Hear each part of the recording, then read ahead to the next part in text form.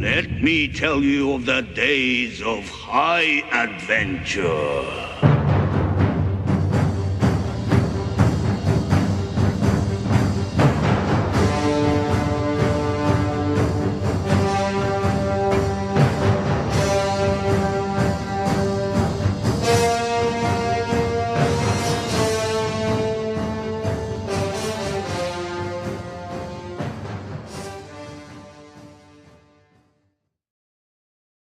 Hey there nation, welcome to the show where we help you to play miniatures wargaming on a budget. It is I, Commander CheapSkate, and we are back with another edition of Warhammer the Golden Age. This is our series of Warhammer Fantasy Battle Reports. It is a 3,000 point battle that is fought between my friend Odeth with his Esoteric Order, the Thousand Suns, versus my Dwarven army, the Fellhold Nations. So this is a good old-fashioned Chaos Legion of Tzeentch versus Dwarf army combat. I'm really excited to see exactly how it stacks up, because I'm really trying to challenge my army against really high toughness, high weapon skill, high strength enemy. The high elves and the orcs and goblins, they're pretty decent, but Warriors of Chaos are known for their close combat abilities, so I'm really looking forward to this battle report to see how my army stacks up in close combat. At the same time, my opponent's army is also very magic heavy, so I'm really excited to see how it works out against that. So with that being said, ladies and gentlemen, we're going to play some background music real quick. If you want to see exactly what each of the armies are bringing for this battle report, go on and pause and take a look at your own leisure. So with that being said, let's get this battle report on a roll. Crom, I've never prayed you before. I have no tongue for it. No one, not even you, will remember if we were good men or bad, why we fought or why we died. No. All that matters is that two stood against many. That's what's important. Balor pleases you, Crom. So grant me one request. Grant me revenge. And if you do not listen, then to hell with you. Alright, so let's talk about the scenario rules real quick. The scenario is called Battle Line. It's a traditional battle between two armies. It has a standard length of 6 turns. Standard victory point conditions apply with bonuses for taking out enemy generals and battle standard bearers and units. And of course we have standard deployment right across from each other. That's the most traditional game of Warhammer Fantasy Battle that there is. So now that the scenario rules are over with, let's go and talk about the battle plan real quick. Alright, so here's an overhead shot of the battlefield. As you can see, we're playing on a 4x6 table. My opponent, Odeth, is deployed on the near side of the table, while my army is deployed on the far side of the table. And the reason why my opponent decided to take the near side is because that's where all the hills were located at, and he doesn't want me to have those because, for obvious reasons, I'm playing a dwarf army. Pretty much what the battle plan is a typical standard dwarf standing operating procedure. I'm just going to wait for my opponent to cross the battlefield to come to me, and then hopefully I can whittle him down with some long-range fire from my crossbows, from my thunderers, from my rangers, and more importantly against my unit killers, which are my 3 war machines. And by the time he engages with me, depending on how far away he is, I might countercharge and then engage in close combat, so that way I can take advantage of the +1 strength for close combat, or I could also receive the charge and get +1 bonus to my parry saves for having wall of shields. So either way you look at it, it kind of works out for my favor. I just have to be patient and wait for my opponent to come to me. The only thing I really have to worry about, though, is magic on this one, and the reason why is for 2 reasons. My opponent is playing a Tzeentch army, so because that Galrausch, who's the special character, is also a dragon on the left-hand side, is able to cast some really damaging high strength, high damage, direct damage spells, as well as magic missiles, so I have to worry about that. At the same time, he also has that Aura of Madness spell from his Megalith Vortex Beast, which I'll have to look out for that one, and not to mention he also has, more importantly, the Reign of Chaos chart.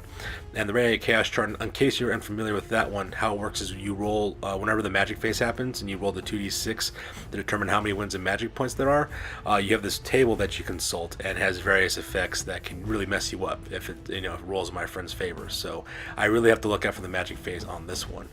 As you can see, I have kind of like a typical denied flank. My left-hand flank is protected by the edge of the board, while my right-hand flank is protected by both my rangers as well as my hammers, and of course all my missile troops and everything is scattered in my center lines to open fire on my opponent.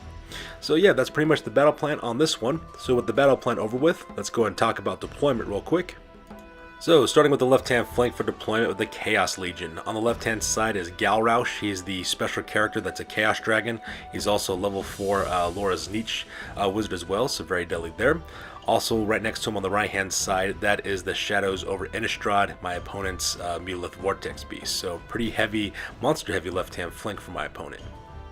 Making up the center portion of his army is a unit called the Stormlords. It is a huge unit of 29 Chaos Warriors of Tzeentch. They have shields as well as halberds, so they're pretty tough as well.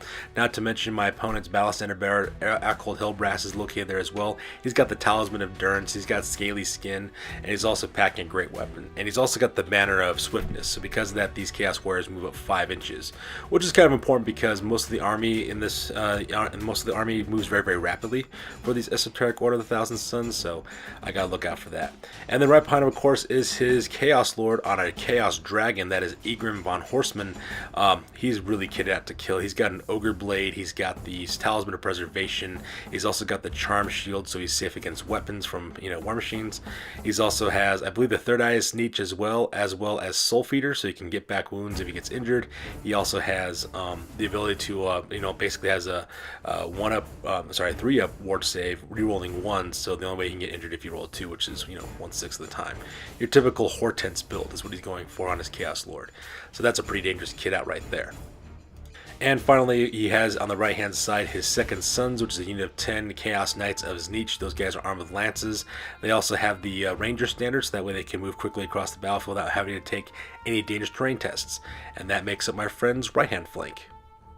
And of course, off the side of the table here, that is my friend's Zangors, which are a unit of 24 Beastmen Gors of Tzeentch. These guys are armed with additional hand weapons as well as shield, and they're off the side of the table because he's using the Beastmen ambush roll for these guys.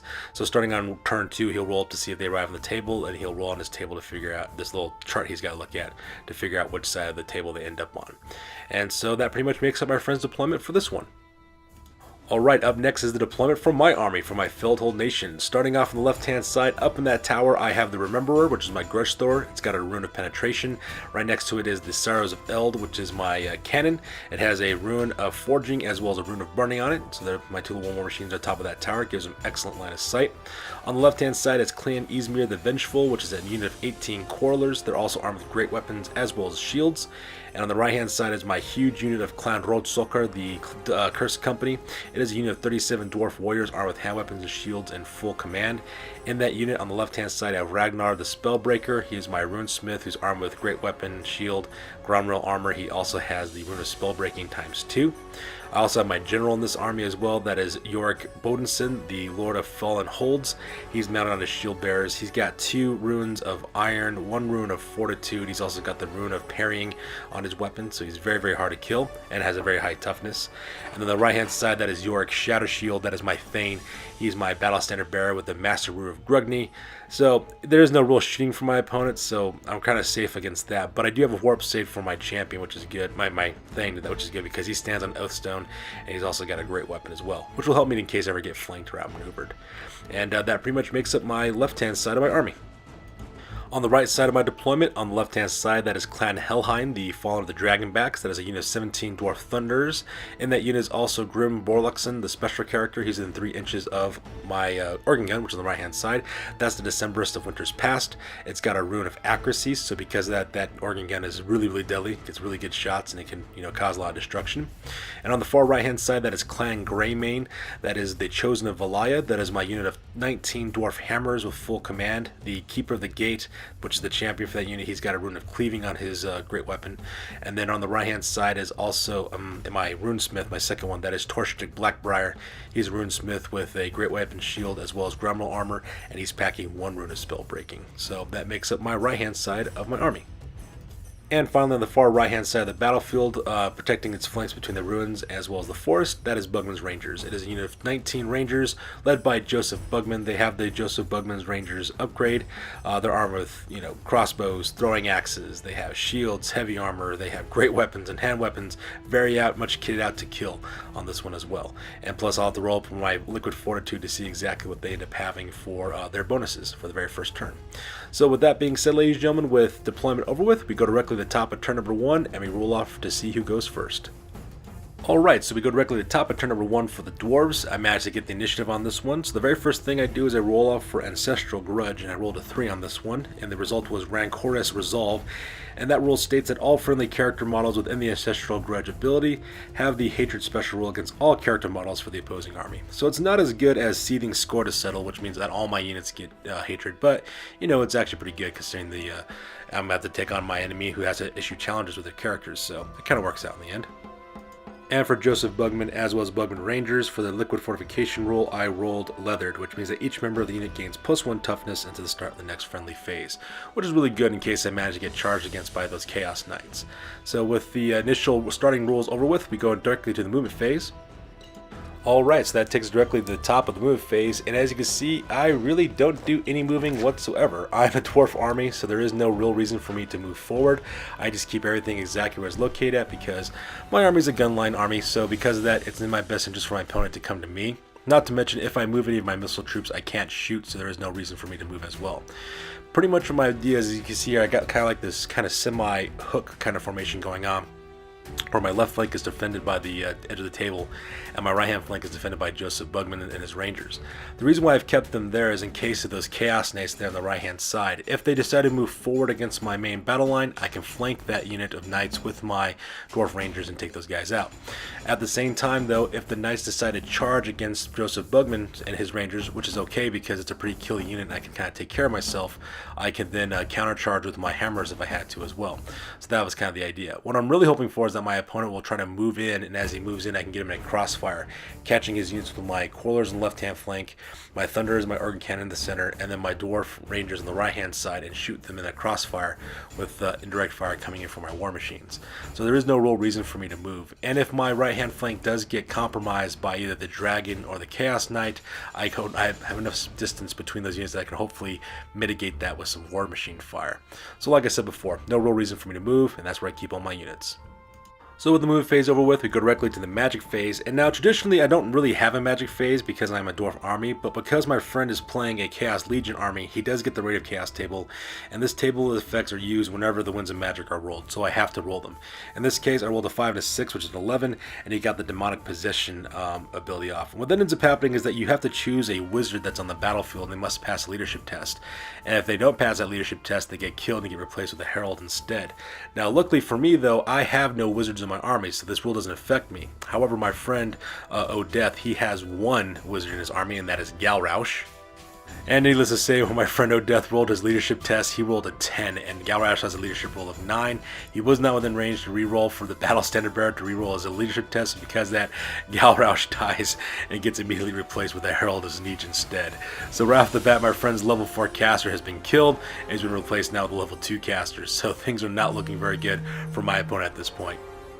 Alright, so during the shooting phase, the first thing I decided to do is I decided to open up with the Rememberer, my Grudge Thrower. I originally was aiming it for the front of his unit of, of Chaos Warriors. Originally I was aiming for, I was trying to kill that Battle Standard Bearer so that way I can take care of him and, you know, cause some serious damage on those Chaos Warriors. Unfortunately for me though, I did miss, but when I scattered my dice though, I went back like 4 inches to the back right hand corner, and that thing landed directly right on top of my opponent's Dragon, as well as his Chaos Lord on top, so that part was pretty cool.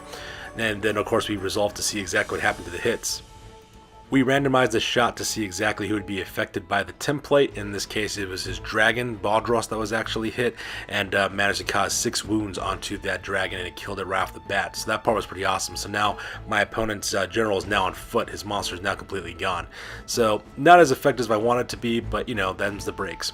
At the same time, when I tried to open up with my cannon, I only managed to kill 2 Chaos Warriors. I think I only went forward 4 inches when it bounced, so because of that, I only killed the first 2 guys. So not as great performance from my cannon as I would like, but you know, them's the breaks, and you take what you can at this point.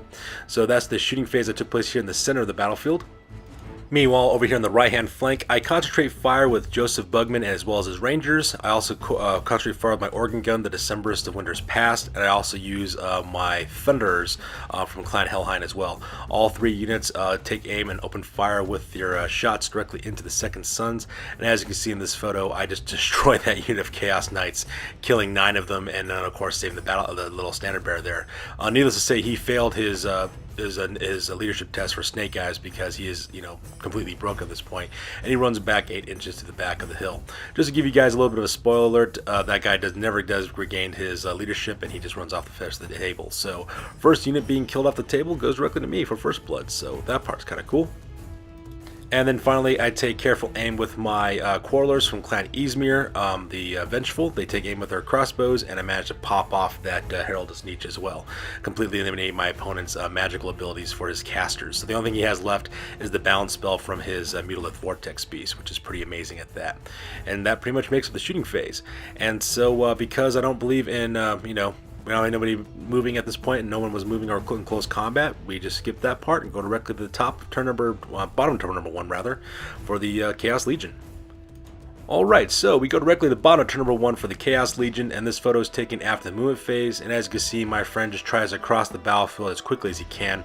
He is fighting against a gunline list, so he knows that if he keeps on lingering there on the battlefield, he's just going to get shot to pieces. Unfortunately for him though, most of his flanking units have been destroyed in the opening rounds of shooting, so what he decides to do is he marches forward. He marches up with the Shadow of Innistrad, moves him up a total of, I think, 12 inches, so that way he's within range to cast his Aura of Madness ability. Aura of Mutation ability. And at the same time, he also marches up his unit of Stormlords. Before he did that though, he did move his Chaos Lord into the unit of Chaos Warriors, so now he's part of the front rank, and then he marches the entire unit forward 10 inches because they have the better swiftness. His Beastmen of course don't show up on the table yet because he has to wait for turn number 2 to ambush with them, and that pretty much makes it the movement phase for Odeth. Here's a close-up of the Shadow of over Innistrad getting ready to put the Aura of Mutation ability off on my units because he's well within range to do that now. And here's a close-up of his Stormlords with his general up in the front, moving across the battlefield to quickly engage me into close combat as well. So with the movement phase over with, we go directly to the top of the magic phase. And so with that, we roll for the magic phase. He rolled an 8 for the Reign of Chaos table, which is the Dark Prince Thirsts. And what ends up happening is that you roll a d6 for every unengaged unit that's not in close combat. If you roll a 6, what ends up happening is you have to take a leadership test using 3d6, and you add those values together. And whatever the difference is between those 3d6 as well as your current leadership for that unit, that's the number of wounds you take with no armor saves whatsoever. So it's pretty devastating in some cases. Unfortunately for me though, the Clan Greymane and the Chosen of Valaya, they were the ones who failed that leadership test. I believe I lost 5 of them as when I ended up losing for that part, so they don't get any armor saves, so that part was kind of devastating. But for the rest of the magic phrase, my friend tries to cast his spell Aura of Mutation ability, and of course I use one of my runes as spell breaking to stop that spell from going off, so pretty lackluster magic phase for my opponent. And that pretty much makes up his entire turn as well. Since he couldn't charge, he has no shooting, there is no close combat, there is no shooting, so because of that we go directly to the top of turn number 2 for the Dwarves. Alright, so that brings us directly to the top of turn number 2 for the Dwarves, I apologize. And as you can see in this photo, not much movement really takes place. I do maneuver some of my forces in order to set up flanking charges, what I end up doing. The first thing I do, of course, I roll for liquid fortification for Joseph Bugman and Xeno on the right hand side, and they still got the +1 toughness, so that part was kind of cool. At the same time, as you can see, I kind of wheel my Clan Greymane, the Chosen Valaya, I kind of wheel them over to the right hand side so that way my hammers can charge into the flank of those Chaos Warriors if the time comes. At the same time, I also took Clan Roadsulker, which is my Dwarf Warriors and all the characters in that unit, and I backed them up 3 inches as well, so that way if the Mutilith Vortex Beast decides to charge, the only thing it can charge is my Quarrelers. Hopefully the idea is supposed to be that my Quarrelers will be able to cause some wounds by standing and shooting as a charge reaction, and then I can flank charge with my Clan Roadsulker directly into the right hand flank of the Mutilith Vortex Beast. At the same time, if my opponent decides to charge forward next turn with his Chaos Warriors, the only target he really hit due to his angling that he has is my unit of Thunderers, my Clan Helheim. He might be able to make it all the way to my Warriors, but I'm not really thinking that's going to be the case. Either way you look at it though, even if he does charge the Warriors, he's going to get flanked by my Clan Helheim, or if he goes after Clan Helheim, I'll be able to charge into the flank with my hammers from Clan Greymane, so that'll be able to take care of that problem as well. And then of course I keep Joseph Bugman's unit to the right hand side. I don't move them at all because if I do move them I can't shoot with my crossbows and I'm out of range with my throwing axes, so I decided to keep him there, have him shoot at him, and then move him later on if I have to. And that pretty much makes up my movement phase for this one. Here's a close-up of Clan Roadsulker and all my characters backing up a little bit so that way they can set themselves up for an excellent flank charge if the need arises. And here's a close-up of, and I apologize for the blurriness of the photo. Here's a close-up of my Clan Greyman, the Chosen Valaya, getting ready to set themselves up for a wonderful flank charge onto the right-hand flank of some Chaos Warriors. So with the movement phase over with, we go directly to the magic phase. And in the magic phase, of course, we roll in the Reign of Chaos chart. This time we rolled a 9, which is called Horn's Wrath. It's pretty much the same kind of spell as the Dark Prince Thirst. You roll a d6 for every unit that's unengaged, and if something rolls up a 6, you place a small round template on the center of the unit, and you scatter d6 inches, 3 d6 inches. There you go. And it scatters from there, of course, has all kinds of effects, kind of like a stone thrower. Unfortunately for Odeth, however, that unit ended up being the Mutalith Vortex Beast, so when he rolls a scatter it rolls 10 inches to the right hand side. So luckily for him though, he doesn't have to worry about his Mutalith Vortex Beast being hit. However, it does his Chaos Warriors, and the center template lands directly on top of his Battle Standard Bearer, Ackled Hellbrass. Luckily for him though, he was able to ward save against it, so because they didn't have to worry about taking any wounds, and he was able to cause any wounds onto his Halberdiers either. So because that, his, I'm sorry, he did be able to cause wounds, I apologize. I think he ended up killing 3 of his Stormlords, is what he ended up doing. Or, no, I'm sorry, I apologize, I'm all over the map right now, I do apologize for that. No, he wasn't able to cause any wounds at all, so because of that, it was pretty much ineffective. But the Reign of Chaos chart's looking like it's causing more harm for his army than it is for mine, so that's pretty cool. During the shooting phase was not as great as I had hoped for it to be. I kind of flooded my rolls a little bit with the shooting phase. First of all, I concentrated fire with my clan Hellhind, as well as my Organ Gun, as well as Bugman's Rangers. Now the reason why it didn't work out as great as it was originally is because there's a lot of cover between my opponent's unit as well as my shooters at this point. He's got woods on either side of his flanks, so because I do suffer -1 to hits with that, and plus a lot of my shots just didn't do very good. I think I managed to get 4 shots with my Organ Gun, and then my crossbowmen were firing through the trees and things, so it was very difficult for me to cause any damage. In the end, I only did manage to kill 3 of the Stormlords, and those 3 kills were because of the Organ Gun primarily, is what ended up doing the killing on that part. So this unit is still pretty strong considering. However, over here on the left-hand flank, I do manage to kill the Shadow of Innistrad. It was done between a combination of Clan Izmir, which is my Quarrelers, as well as my Great Cannon. Managed to put the wounds on this guy as well. I managed to hit first with my Great Cannon because it got flaming shots, so because of that, I did think I caused 3 or 4 wounds onto that Amulet Vortex Beast. But the most important part was because I have flaming attacks on my cannon, I took away his regeneration save, so because of that, he doesn't get that bonus anymore. And the rest, of course, was just all my crossbows firing into him to put the last few wounds onto him. Managed to kill him outright as well. I did try to hit this Mutalith Vortex Beast with my Rememberer, but unfortunately the shot just went far wide to the left-hand side. Wasn't able to hit anything. But at the same time, though, can't be too sore. My enemy's monster on the left-hand flank is now dead, and so a big chunk of the army is now gone. So because I didn't charge, there is no close combat phase, and we go directly to the bottom of turn number 2 for the Warriors of Chaos. So, this is the bottom of turn number 2 after the movement phase for the Chaos Legion, and as you can see in the movement phase, my friend does try to charge forward with his Chaos Warriors. He decides to declare a charge against Clan Hellhind, and he rolls his dice to see where he goes. Unfortunately, he wasn't able to make that distance, so because of that, he just stumbles forward a couple of inches. I do manage to plink off 2 more of his warriors because I decide to stand and shoot as a reaction with my Dwarf Thunderers, and that's pretty much for the most part. So as you can see there, now he's kind of like isolated right there in the middle, which is kind of good for me because that means he's within charge distance of my warriors, my handgunners, as well as my hammers there on the right hand side, so that part was kind of cool.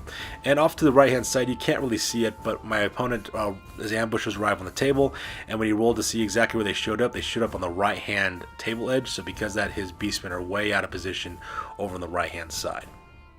So here's a close-up of his Chaos Warriors in a perfect counter-charging position for my units to start engaging him in close combat, so that's pretty much what I'm planning on doing for my next turn.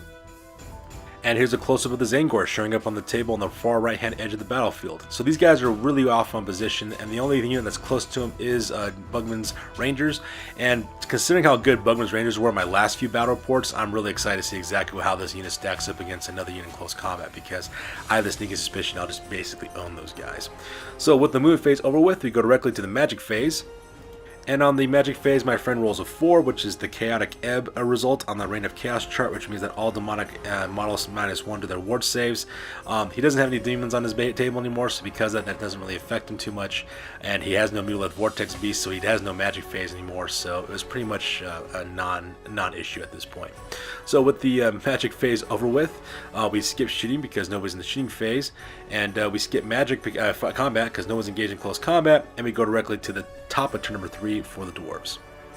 Alright, so we go directly to the top of turn number 3 for the dwarves, and the first thing I do is I roll for my liquid fortification, and in this case I got the leathered again once again, so because of that my dwarf rangers have +1 toughness, so that is really important because I have to go up against those Zangor here in a little bit, and those guys are pretty brutal in close combat, so I gotta prepare myself for that. And as you can see in the movement phase, there has been some dramatic movement taking place. The first thing I do is I declare a charge with Clan Roadsulker. Now, I know what you think. You're probably thinking, Commander CheapSkate, why would you charge your hand-to-hand combat forces into the fray when you could just sit back and shoot into pieces before you even do that? I hear you. Standing back and playing defensively, that is a very intelligent plan to do, and actually that's what I should have done, just get my guys right where they were and just, have another round of shooting. But at the same time, though, I'm also kind of anxious to see what my Dwarf Lord can do and what my Dwarf Warriors can do in close combat, because I'm very curious to see exactly how they can handle. For the last few battle reports, it wasn't really a good showing for them because most of the enemy got destroyed by the time they showed up. Plus, I want to see how my Dwarf Lord does against other character models and challenges, and I also want to see what Yorick Shatter Shield, my Thane, would do in a challenge. So I charged in 4 just because I want to see what would happen. The worst case scenario is I do lose everything, but I can still shoot them to pieces in the next following round anyway. So that's the way I kind of saw it at the same time. At the same time, I charged in Clan Roadsulker. They make it right directly in the front. I also charged in Clan Greymane, who also make it into the flank as well. So that part was pretty awesome. And then on the far right hand side, I just did a quick maneuver, combat reform with my Dwarf Rangers, and they move up forward 3 inches using their musician ability. Unfortunately, I will not be able to shoot because I do a combat reform, but at the same time, though, it puts them in position to receive the charge from the Zangor in the next turn, if that should happen. And that pretty much makes it the move phase on this one. Here's a close-up of Bugman's Rangers getting ready to put the hurt on with the Zangor over here in the right-hand flank, because I'm really excited to see how that will eventually turn out. And here's a close-up of my units engaging the Stormlords into close combat. And like I said, it may not be a very smart tactic to do this, but I have so many Dwarf Warriors, and I have so many Hammers still left over.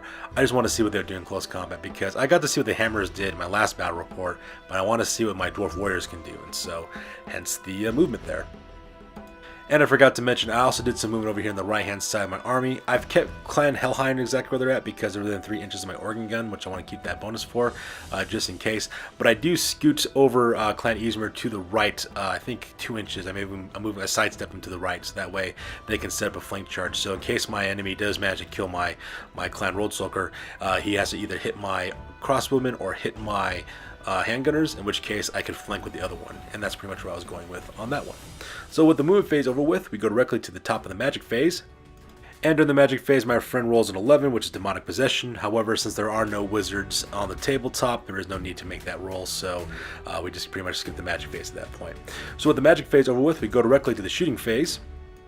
And in the shooting phase, I decided to concentrate fire with 3 of my war machines. I concentrate fire with my stone thrower, the Remember, I open up with my cannon, and I also open up with the organ gun as well. So as you can see here, I managed to kill 10 guys in that unit with the combined fires from all 3 of them. The stone thrower did kind of scatter a little bit, but was enough to clip 2 of those guys. I managed to kill 2 of the Zangor with my catapult from my Remember. At the same time, I managed to kill, I think, 3 with my great cannons what I ended up doing, opening up the Sorrows of Eld, but the real killer was the Decemberist. It just chopped that unit down to its baser elements. So as you can see there, pretty much chopped this unit almost down to half of its size, which is pretty awesome. And because they took so much damage, they did have to take a panic test, and as you can see in this photo, they failed that panic test, so they turn around and they run away, just realizing that they want no more part of that combat. So, I mean, Beastman are only leadership 7. He didn't have a battle standard bearer nearby for those guys to reroll their leadership tests, so they just flee off the table, which is pretty awesome, which means now that, of course, Bugman's Rangers are now out of position, which means I'll have to 1A them later on in the battle, but, that's the risk I'm willing to take. So with the shooting phase over with, we go directly to the combat phase. And in the combat phase, it actually was pretty brutal. Because my opponent has to play Warriors of Chaos, he decides to issue challenges forward with his characters, and I have to accept them, of course, because one of them definitely has to. Yorick Shatter Shield has no choice. He stands on a Oathstone. And I decided to accept the challenge with Ivar Bodison because I wanted to see what he would do in close combat. So in the end, the combat between Lord Bodison as well as Igrin Van Horstman, it didn't really go all that too well. Most of the attacks were just unable to wound or were unable to hit for the most part. For my opponent, he did manage to put 1 wound onto Ivar Bodison, and I was unable to put any wounds onto his Chaos Lord because he had the Hortons build. So, he's pretty much saving 5/6 of his wounds that go up against him. So not much happened there. However, the combat between Yorick Shatter Shield, my Thane Battle Standard Bearer, as well as his Battle Standard Bearer, Cold Hellbrass. Actually was pretty good. I did manage to put a wound on him, and he was unable to cause any wounds to me because of the ward saves from the Master Rune of Grugni.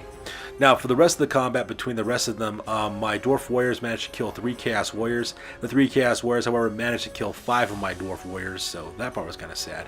But the real killers, though, were my Hammers. As you can see in the bottom of that page, my Hammers managed to kill 8 Chaos Warriors just by themselves, so that was absolutely atrocious to see what happened there. Now, because the characters of the units are still engaged in duels, of course, they doesn't worry about taking a break test, but it's a pretty good showing. I'm pretty glad to see that my characters can survive on their own against Chaos Warrior characters in duels, so I'm really excited about that part. So with that over with, we go directly to the bottom of turn number 3 for the Warriors of Chaos. And as you can see for the Chaos Legion, there is no real movement happening because the only unit he has left is his Chaos Warriors, so those guys are still engaged in close combat. So, you know, pretty much lackluster. So with the movement phase over with, we go directly to the magic phase. And during the magic phase, he rolls a 5 for the Reign of Chaos chart, which brings him the Storm of Fire ability. And just like before, every unit that's not engaged rolls a d6. They also take a small template on them. They get hit with magical flaming attacks. But unfortunately for my opponent, though, nobody rolled a 6 when they went to go for the test. So because of that, not much really happened for that one. So, you know, magic phase kind of fizzled out. And since he has no shooting, we go directly to the combat phase. And as you can see in the combat phase, it ended up working out for me pretty well. In the end, my opponent was able to put 3 wounds onto my Lord on Shield Bearers. Now, because he's got so many runes of Fortitude and Iron, as well as Shield Bearers, he's only about halfway there to being dead, so my Lord pretty much survived that, so that part was kind of cool. However, the cool part was that the duel between my Dwarf Lord against his Lord was actually pretty good because my Dwarf Lord managed to hit him as well as I've also managed to wound him as well, so that part was pretty cool. I was just rolling out of the box that last set of combat, so that part was kind of nice. However, for my opponent, though, it did not work out too well for him. He did manage to kill, for me it didn't work out too really well. The fight between Cold Hellbrass, the Battle Standard Bearer, and my Thane Battle Standard Bearer, between Yorick Shadow Shield and Cold Hellbrass, didn't work out for me too well. He did manage to kill my Battle Standard Bearer, so that part was kind of sad, so not much going on there, so he ended up being killed. But my general, though, put the hurt onto my opponent, so that part was kind of nice and killed that enemy general pretty quick. And then, of course, once the enemy general died, the rest of the combat was just between my Hammers, the rest of his Chaos Warriors, killed all those guys as well, and managed to take out, and since because Cold Hellbrass no longer had to worry about taking out my character anymore, the rest of the attacks got to go from my warriors into him, and managed to kill and managed to pop that unit as well. And as you can see in the middle of the table, the entirety of the Chaos Warriors are now dead.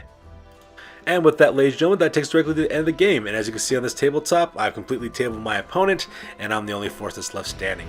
So with that being said, ladies and gentlemen, we go directly to the after action report because this battle report is now officially over. Sure, I could have stayed in the past. Could have even been king. But in my own way, I am king. Hail to the king, baby. Alright, now it's time for the after action report. This is the part of the battle report we talk about what went well, what went poorly, and what we can learn for the next time that we do battle. This is the after action report for Warhammer the Golden Age battle report number 40, ended up being a victory for yours truly. So let's go ahead and talk about the losses real quick. For my army, the only thing I lost was Yorick Shatter Shield. I did take some damage on some of my units, but for the most part, though, I didn't really lose anything on the Greater Hold, just my Thane. Death, however, he lost Egrin Van Horstman, Galrausch, Baldros the Chaos Dragon, Cold Hellbrass, the Stormlords, the Zangor, the Second Sons, as well as the Shadow Orbit Innistrad. In the end, a Dwarf Gunline army is super destructive. Now, it's true they don't have magic, because I am playing a Dwarf army. It doesn't really matter because the Dwarven shooting phase is the real magic phase, and it's really, really good, and it causes very, very destruction.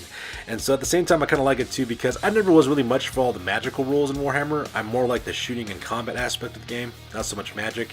And so playing an army that doesn't really have to worry about that was pretty awesome to see that. Plus, once I killed off, you know, a lot of my enemies' wizards, was not much of a problem. As an example of that was Galrausch. Galrausch dying at the very beginning of the game due to Reign of Chaos really helped me out because without any direct damage spells, without any magic missile spells, his army didn't have a way to mitigate my shooting ability, and he had no way of causing some long-range damage, which means that his army was too vulnerable to long-range attacks the entire time. I was able to pick off his units one unit at a time, and this allowed me to gain the upper hand when it came to close combat. Now, while people do complain about the Reign of Chaos chart being overpowering or being dangerous, while I do see it as being pretty dangerous, it's not exactly game-breaking in my opponent because you only have 1/6 of a chance to actually be suffering from one of the effects if it does go bad for you. And from what I was watching and seeing what happened to my opponent, most of the damage is actually done against him rather than against me. I mean, he lost his general from that as well. You know, none of his spells really worked out for him too well to affect other people. I mean, he did get the Dark Lord Thirsts, the Dark Prince Thirsts one, but that was really about it. They really do much for him. In fact, one of the effects actually backfired, hit one of his units and tried to kill some of his Chaos Warriors, so not much of a big deal there. Now, I am aware that charging in my Dwarf Warriors was a mistake, but I wanted to see what they can do. I was kind of anxious to see what they can do in close combat, so because of that, I sent them in just to see what would happen.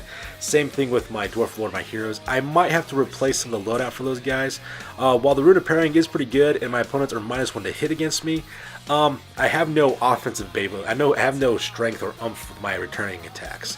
And plus, my character's already at a higher weapon skill. I do have a lot of toughness. I do have a lot of wounds, so I'm thinking about changing it up a little bit. Maybe going with the Rune of Might, so that way he has double strength against targets. You know, I don't know. We'll have to think about that. Same thing with Yorick Shadow Shield. It was sad that I lost my Battle Standard Bearer, but, you know, that's just the way it goes, especially if you have a character who has to accept challenges at all times. And one-on-one challenges aren't really much of a loadout for my thing because he doesn't have any really powerful return hittings things because he's got the Master of Gregning. But at the same time, though, I like having that Master Ruin because it protects my unit of warriors from shooting. So I'm probably going to not change that. I might do it later on. I might change up my loadouts, but for now, though, I'm still on the fence about it. I'm still thinking about it. But in the end, though, this was a very fun game. It gets an excellent opponent. I am looking forward to against the rematch against my buddy O'Death because he's always fun to play against in Warhammer. That's good for this one, you guys. As always, please feel free to like, comment, and or subscribe. Your guys' input is always appreciated. Also, check us out on Facebook, Google+, Instagram, as well as blogger.com for all the latest and greatest news about our hobby. That's good for this one, you guys. You guys stay classy. We will catch you guys in the next one. Peace out.